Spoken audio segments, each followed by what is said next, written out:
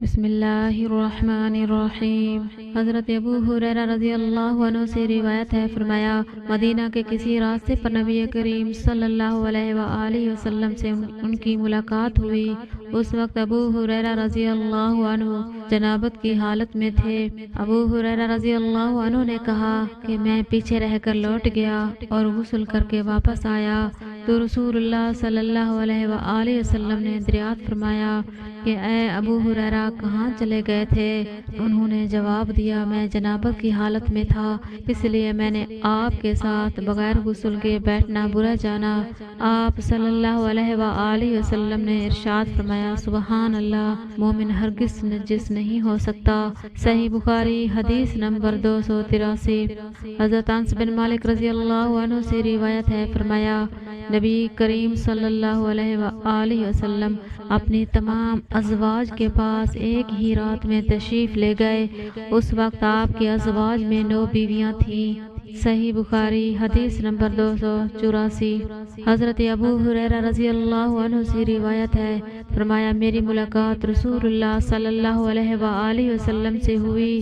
اس وقت میں جنبی تھا، آپ نے میرا ہاتھ پکڑ لیا اور میں آپ کے ساتھ چلنے لگا۔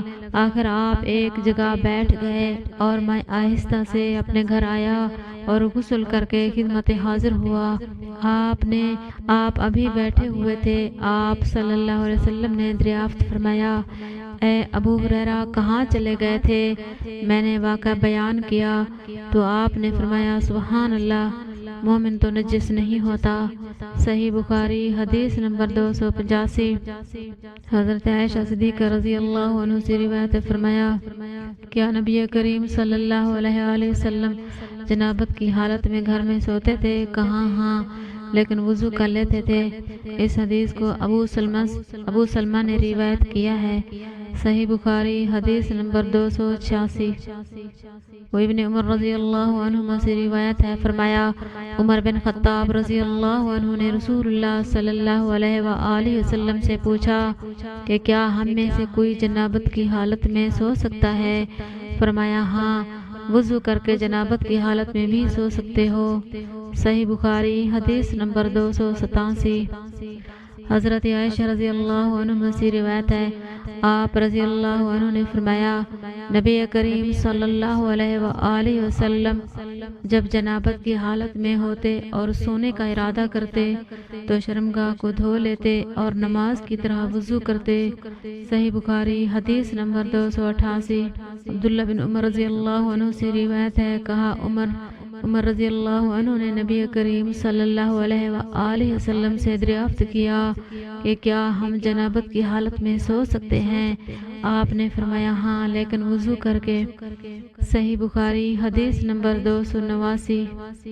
عبداللہ بن عمر رضی اللہ عنہ سے روایت ہے، انہوں نے فرمایا حضرت عمر رضی اللہ عنہ نے رسول اللہ صلی اللہ علیہ وسلم سے عرض کی کہ رات میں انہیں غسل کی ضرورت ہو جایا کرتی ہے تو رسول اللہ صلی اللہ علیہ وآلہ وسلم نے فرمایا کہ وضو کر لیا کر اور شرمگاہ کو دھو کر سو جا۔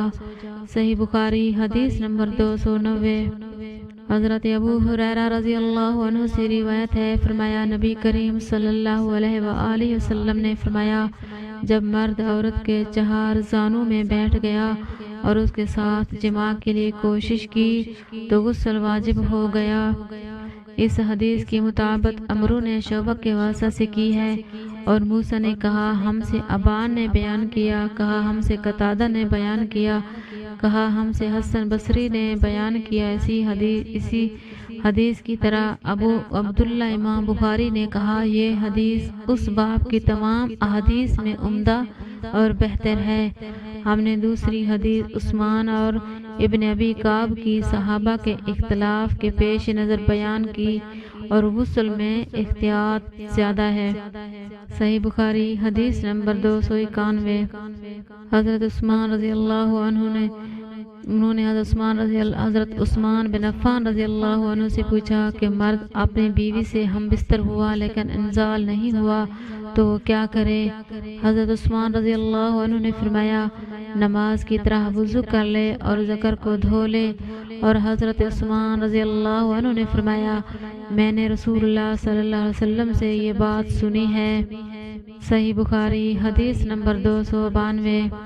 حضرت ابو ایوب رضی اللہ عنہ نے کہا مجھے خبر دی ابی بن کعب نے کہا انہوں نے پوچھا یا رسول اللہ جب مرد عورت سے جمع کرے اور انزال نہ ہو تو کیا کرے؟ آپ صلی اللہ علیہ وآلہ وسلم نے فرمایا عورت سے جو کچھ اسے لگ گیا اسے دھو لے، پھر وضو کرے اور نماز پڑھے۔ ابو عبداللہ امام بخاری رحمۃ اللہ علیہ نے کہا غسل میں زیادہ احتیاط ہے، اور یہ آخری احادیث ہم نے اس لیے بیان کر دی تاکہ معلوم ہو کہ اس مسئلہ میں اختلاف ہے اور پانی سے غسل کر لینا ہی زیادہ پاک کرنے والا ہے۔ صحیح بخاری حدیث نمبر 293۔